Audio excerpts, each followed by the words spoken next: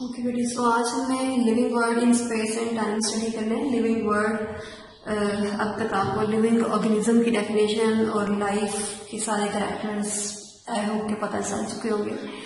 Living world in space and time, इन दोनों को वन बाय वन हम देख लेते हैं। ये दोनों, इनमें से डेफिनेशंस भी आपको आ सकती हैं और लोगों के असर में पॉलिटिकली ये चीज में से आ सकता है आपको। So living world in space and time में स्पेस का मीनिंग क्या है? लिविंग वर्ड मीन्स के लिविंग ऑर्गेनिजम्स की हम बात कर रहे हैं। इट मीन्स कि हम यहाँ पे स्पेस मीन्स कि कहाँ कहाँ पे ये लोकेटेड हैं, हैबिटेट क्या है इसका। इट मीन्स कि हम उनके रहने की जगह को स्टडी करने वाले हैं। और टाइम मीन्स कि हम इनकी हिस्ट्रीज को, कि प्रीवियस हिस्ट्रीज में कौन कौन से लिविंग ऑर्गेनिजम्स से, उनके कौन कौन से एंसेस्टर्स थे, और जो आपके रिसेंट लिविंग ऑर्गेनिजम्स हैं वो कौन कौन से हैं। सो इनका वन बाय वन हम स्टडी कर लेते हैं। पहले हम देख लेते हैं लिविंग वर्ड इन स्पेस। तो लिविंग वर्ड इन स्पेस में हमने बोला कि हमने हैबिटेट को स्टडी करना है। जब भी बेटे आपने लिविंग वर्ड इन स्पेस को स्टडी करेंगे तो आपने एक इम्पोर्टेंट डेफिनेशन इसमें बतानी है, बायोम की।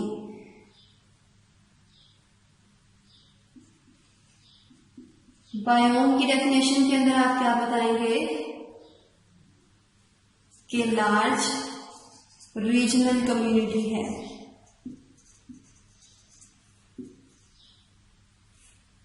कम्युनिटी की डेफिनेशन आपने लास्ट लेक्चर में पढ़ी थी और आई थिंक उसमें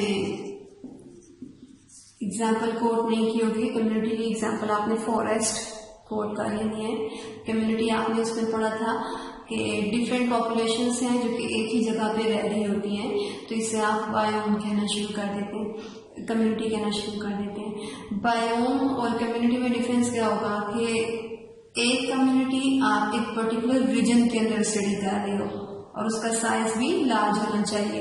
रीजन अब ये कौन सा हो सकता है? रीजन यहाँ पे कोई फॉरेस्ट का हो सकता है, डेजर्ट का हो सकता है। फॉरेस्ट में आपको पता है ट्रीज होंगे, डेजर्ट में जो सैंड है वहां पे ट्रीज का नंबर कम होता है। सो यहाँ पे कोई भी ऐसी कम्युनिटी जो कि एक पर्टिकुलर रीजन में है, रीजन की एग्जाम्पल मैंने आपको दी कि वो डेजर्ट भी हो सकता है और वो कोई भी ग्रास लैंड भी हो सकता है। इन दोनों में से कोई भी एक हो सकता है, लेकिन उसका साइज जो है वो ज्यादा होना चाहिए। ओके, सो आपने ग्रासलैंड या डेजर्ट की अगर एग्जांपल कोट की है तो डेजर्ट का आपको पता है कि इसमें ट्रीज का नंबर कम है और ग्रासलैंड में ट्रीज का नंबर ज्यादा होगा। सो हर एक रीजन में जो अगर किसी कोई बड़े साइज की कम्युनिटी को अगर आप बढ़ रहे हैं तो आपका बायोम है। बायोम्स डिफरेंट टाइप्स के हैं, या आगे हम आने वाले चैप्टर्स में पढ़ेंगे कि ये अगर बायोम्स को स्टडी कर रहे हैं तो एक रीजनल कम्युनिटी को हमने स्पेस के अंदर लाइफ को हमने स्टडी किया है। तो लिविंग वर्ड इन स्पेस में फिर आपने क्या स्टडी किया कि आपने बायोम्स को स्टडी किया। और बायोम्स क्या है? कोई भी ऐसी कम्युनिटी जो कि एक पर्टिकुलर रीजन के साथ एसोसिएट हुई हुई है। वो डेजर्ट की हो सकती है, वो ग्रासलैंड की हो सकती है, वो कोई भी बायोम की एग्जाम्पल आप यहाँ पे कोट कर सकते हैं। Okay, living world in space के बाद second topic is living world in time. Living world in time में आपने क्या बताना है? ये आपका स्पेस में बायोम्स का बता दिया हमने। Living world in time means कि अब यहाँ पे आपने किसी भी लिविंग ऑर्गेनिज्म की हिस्ट्री को स्टडी करना है। हिस्ट्री को स्टडी करना है मीन्स कि आपने उनके एंसेस्टर्स को देखना है।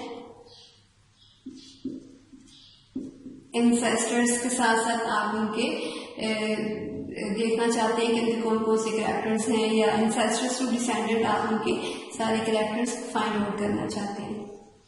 एंसेस्टर्स मैंने आपको प्रीवियस लेक्चर में बताया था। आप फादर्स की साइड वाले कहते हो, जो उनके फादर्स हैं, आगे से उनके फादर्स हैं, डिसेंडेंट में इसके जो कमिंग जनरेशन है उनकी बात हो रही है। Okay, so living world in time या आपका फर्स्ट स्पेस था। लिविंग वर्ड इन टाइम में हमने किसी भी लिविंग ऑर्गेनिज्म की हिस्ट्री को स्टडी करना है, और हिस्ट्री को स्टडी करने के लिए हमें सबसे इम्पोर्टेंट चीज जो हेल्प आउट करती है वो है फॉसिल्स। अब ये फॉसिल्स क्या है? किसी भी लिविंग ऑर्गेनिज्म के, वो लिविंग ऑर्गेनिजम्स प्लांट्स हो सकते हैं, वो एनिमल्स हो सकते हैं। सो ये फॉसिल्स जो हैं ये रेमिनेंट्स हैं, remnants of living organisms. Living organisms में प्लांट्स की वुड आ जाएगी और एनिमल्स की बोन्स आ जाएंगी। Okay, so living world in time में आपने इन एंसेस्टर से लेके डिसेंडेंट तक जितने भी फॉसिल्स हैं आप उनका रिकॉर्ड फाइंड आउट करना चाह रहे हो। जब भी आपने फॉसिल्स को स्टडी करना है तो फॉसिल्स के अंदर ऐसी क्या चीज है जो कि आपको किसी भी रॉक की एज फाइंड आउट करने में हेल्प आउट करती है। रॉक की एज फाइंड आउट करने में हेल्प आउट करती है, इट मीन्स कि वो कितने ईयर्स पहले एग्जिस्ट करती थी वो आपने यहाँ पे बताना है। ओके, सो जब भी आपने फॉसिल्स की या किसी भी रॉक की एज आप फाइंड आउट कर रहे हैं और फॉसिल्स को स्टडी कर रहे हैं तो उसके लिए आपको फॉसिल्स के अंदर मौजूद radio active isotopes help out करते हैं किसी भी रॉक की एज फाइंड आउट करने के लिए। रेडियो एक्टिव आइसोटोप्स क्या है, आपने मैट्रिक में पढ़ा होगा। Radio active isotopes, okay, isotopes बेटे आपको पता है कोई भी ऐसे एटम्स हैं जिनका एटॉमिक नंबर तो सेम होता है लेकिन एटॉमिक मास वेरी करता है। एटॉमिक नंबर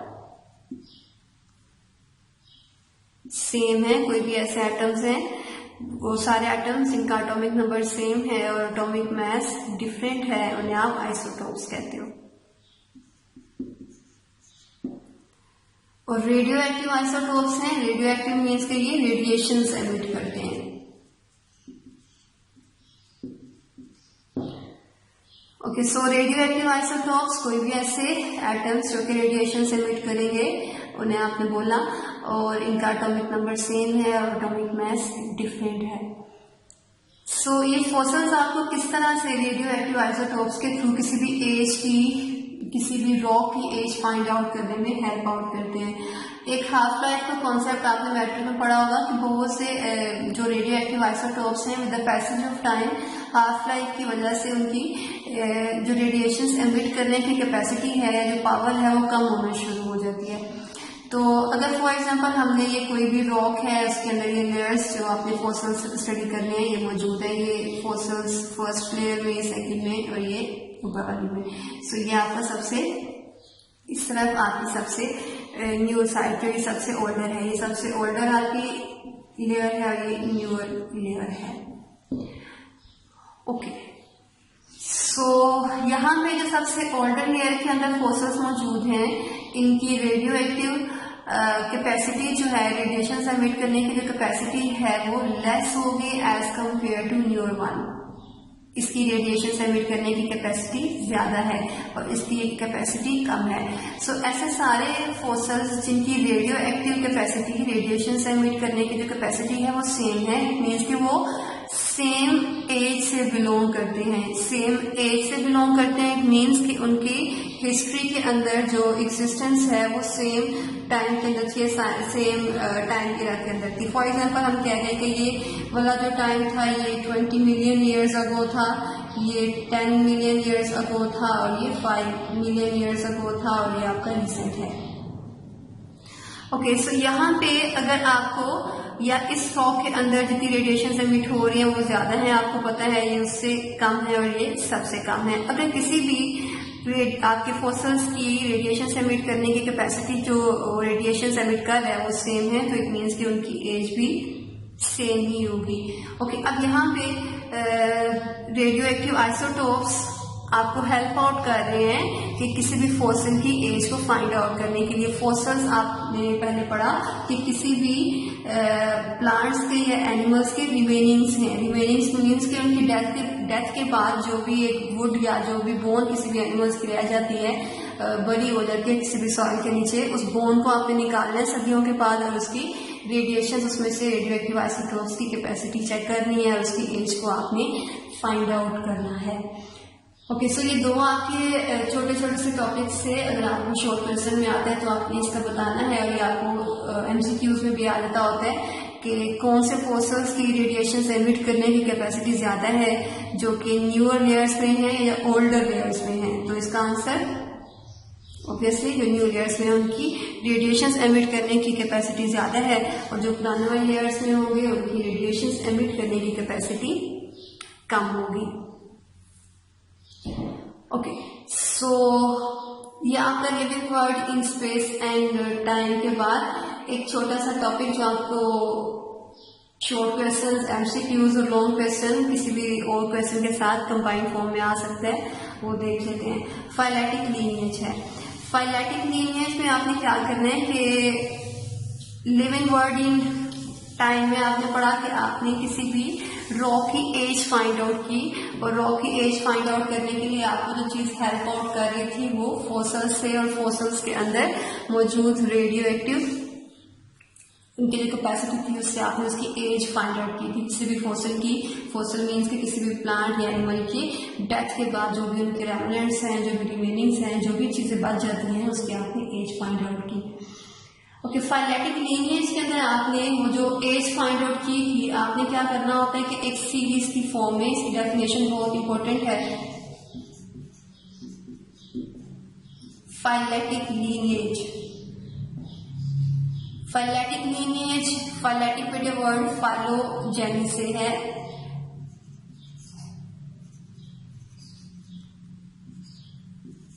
फाइलोजेनी मीन्स कि आपने इंसेस्टर्स से डिसेंडेंट्स का सीक्वेंस फाइंड आउट करना है। इंसेस्टर्स टू डिसेंडेंट्स में आपको पहले बता चुकी हूँ कि उनके फादर से उनके बेबी से कमिंग जनरेशन तक जो भी उनका सीक्वेंस है वो आप फाइंड आउट करेंगे। ओके, सो फाइलेटिक लीनिएज में आपने जो फॉसिल्स के थ्रू एज फाइंड आउट की, उसमें एक सीक्वेंस बना लिया इंसेस्टर से डिसेंडेंट्स का। फाइलेटिक लीनिएज के अंदर ये एक इंपॉर्टेंट डेफिनेशन है बायोडाइवर्सिटी की। बायो वर्ड हम काफी दफा यूज कर चुके हैं, तो आई होप कि आपको इसका मीनिंग अब क्लियर हो गया होगा। बायो बेटे आपको पता है, आप टर्म यूज करते हैं किसी भी लिविंग ऑर्गेनिज्म के लिए, किसी भी लाइफ के लिए। सो यहाँ पे लाइफ लिख देते हैं। और डाइवर्सिटी का मीनिंग क्या होता है? डाइवर्सिटी मीन्स कि किसी भी स्पीशीज का या लिविंग ऑर्गेनिज्म का नंबर और वैरायटी किसी भी जगह पे कितनी है। ठीक है, लाइफ का, लिविंग ऑर्गेनिजम्स का या स्पीशीज का नंबर और वैरायटी किसी भी स्पीशीज की किसी जगह पे कितनी है वो स्टडी करना। डाइवर्सिटी मीन्स कि वैरायटी कितनी है, कौन कौन से लिविंग ऑर्गेनिज्म है इस जगह पे और उनका नंबर कितना है। ठीक है, वैरायटी मीन्स कि यहाँ पे कितने प्लांट्स हैं, यहाँ पे कितने इंसेक्ट्स हैं, यहाँ पे कितने एनिमल्स हैं, ये वैरायटी है। और नंबर मीन्स कि अगर यहाँ पे प्लांट्स हैं तो उन प्लांट्स का कितना नंबर है, अगर यहाँ पे एनिमल्स हैं तो उन एनिमल्स का कितना नंबर है, और अगर यहाँ पे इंसेक्ट्स हैं तो उनका इंसेक्ट्स का कितना नंबर है। ये बायोडाइवर्सिटी की डेफिनेशन भी आपको आ सकती है। लेकिन डेफिनेशन के साथ साथ यहाँ पे कुछ परसेंटेजेस बताई हुई हैं कि टोटल यहाँ पे जो स्पीशीज साइंटिस्ट ने स्टडी की हैं हमारी अर्थ के ऊपर, उनका नंबर कितना है। ये आपको एमसीक्यूज में अक्सर आ जाता है कि टोटल जो स्पीशीज साइंटिस्ट ने स्टडी की हैं अभी तक वो 5 to 30 मिलियन है। ठीक है, टोटल जो स्पीशीज हैं उनका नंबर 5 to 30 मिलियन है। और स्पीशीज की डेफिनेशन में आपको लास्ट लेक्चर में बता चुकी हूँ। Okay, 5 to 30 million total species हैं। इनमें से 2.5 मिलियन स्पीशीज ऐसी हैं जिनका साइंटिस्ट ने प्रॉपर फंक्शन, स्ट्रक्चर सारा कुछ स्टडी कर लिया है। सो 2.5 ऐसी स्पीशीज हैं, मिलियन स्पीशीज ऐसी हैं 2.5 मिलियन जिनका नंबर और जिनका स्ट्रक्चर और फंक्शन प्रॉपर उन्होंने स्टडी किया हुआ है। वाइल 5 to 30 मिलियन उन्होंने रिकॉर्ड की हैं कितनी हो सकती हैं, लेकिन प्रॉपर स्ट्रक्चर या फंक्शन स्टडी क्यों नहीं कर सके? बिकॉज उनकी जो बॉडी थी वो सॉफ्ट बॉडी थी। तो सॉफ्ट बॉडी होने की वजह से उनके पास कोई रिकॉर्ड नहीं है फॉसिल्स की फॉर्म में। अगर वो एनिमल्स थे तो वो सॉफ्ट बॉडी थी, उनकी बॉडी के अंदर कोई भी बोन्स नहीं थी, और बोन्स ना होने की वजह से उनका प्रॉपर रिकॉर्ड नहीं है। ये नंबर बेटे आपने याद रखना है कि टोटल स्पीशीज जो हमारी अर्थ के ऊपर साइंटिस्ट ने एक एस्टिमेट लगाया है, एक अंदाजा लगाया है, वो एस्टिमेट 5 to 30 है। लेकिन इनमें से 5 to 30 में से 2.5 उन्होंने प्रॉपर स्टडी भी की है और उनके बारे में लिखा भी है, और डिफरेंट बुक्स में आप इसके बारे में पढ़ भी सकते हैं। ओके, अब इन 2.5 मिलियन में से कुछ परसेंटेजेस बताई गई हैं कि कितनी परसेंटेज प्लांट्स की है, कितनी एनिमल्स की है और कितनी इंसेक्ट्स की है। और परसेंटेजेस आपने याद करनी है, बहुत इंपॉर्टेंट है आपकी एमसीक्यूज में से। अब इस 2.5 में से जो 53.1% है, ये नंबर बता रही हूँ मैं आपको। 2.5 मिलियन स्पीशीज में से बता रही हूँ कि कितनी परसेंटेज प्लांट्स की है, इंसेक्ट्स की है या फिर एनिमल्स की है। 53.1%, 22.5 मिलियन में से इंसेक्ट्स हैं। इंसेक्ट्स ट्रीज हो सकती हैं, कोई ग्रास ऊपर, जो भी आपको जॉइंटेड लेग्स वाले मेंबर्स नजर आते हैं वो सारे इसमें आएंगे। ओके, 53.1% इंसेक्ट्स की है। इसके अलावा 17.6%, 2.5 मिलियन में से वेस्कुलर प्लांट्स की है। अब यहाँ पे हमने जस्ट प्लांट्स क्यों नहीं लिखा और वेस्कुलर प्लांट्स ही क्यों लिखा है? वेस्कुलर प्लांट्स बेटे वो प्लांट्स हैं जो कि डिवेलप्ड और सक्सेसफुल प्लांट्स हैं। डिवेलप्ड और सक्सेसफुल हमने क्यों बोला है? लास्ट लेक्चर में हम लोगों ने पढ़ा था कि इसमें जाइलम एंड फ्लोएम टिश्यूज का, तो जाइलम एंड फ्लोएम आप लोगों ने लास्ट लेक्चर में पढ़ा कि जाइलम जो है वो रूट से वाटर एब्जॉर्ब करने के बाद बाकी सारे प्लांट के पार्ट्स को देके आता है, और जो फ्लोएम है ये लीव्स में फूड को सिंथेसाइज करने के बाद बाकी सारे पार्ट्स को देता है। वेस्कुलर प्लांट्स ज्यादा डिवेलप्ड हैं और ज्यादा सक्सेसफुल प्लांट्स हैं हमारी अर्थ के ऊपर, और इनके अंदर जाइलम और फ्लोएम वेसल्स मौजूद हैं, ट्यूब्स मौजूद हैं। तो इनमें जाइलम और फ्लोएम मौजूद होने की वजह से, वेसल्स मौजूद होने की वजह से आप कह रहे हैं वेस्कुलर प्लांट्स हैं, और अगर इनमें जाइलम और फ्लोएम एब्सेंट होंगी तो आप बोलेंगे ये नॉन वेस्कुलर प्लांट्स है। सो यहाँ पे जो परसेंटेज हमने लिखी है वो परसेंटेज 17.6 वेस्कुलर प्लांट्स की है।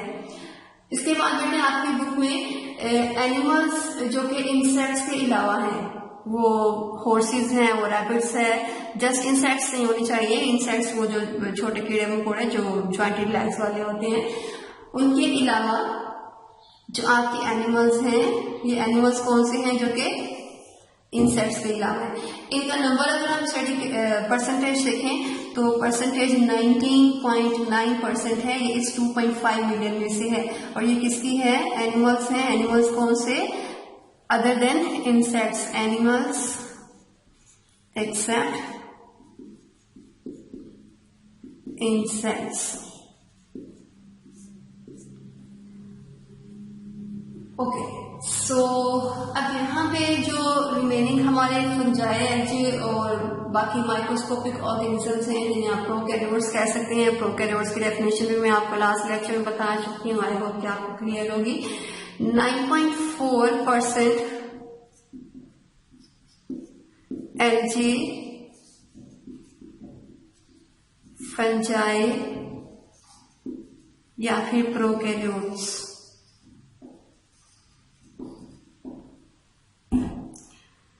ओके, सो ये आपका परसेंटेजेस हैं, और ये परसेंटेजेस आपको शॉर्ट क्वेश्चन में और एमसीक्यूज में दोनों में आ सकती हैं। इसको अच्छे से आपने याद करना है। सो नेक्स्ट लेक्चर में हम बायोलॉजिकल मेथड को डिस्कस कर लेते हैं।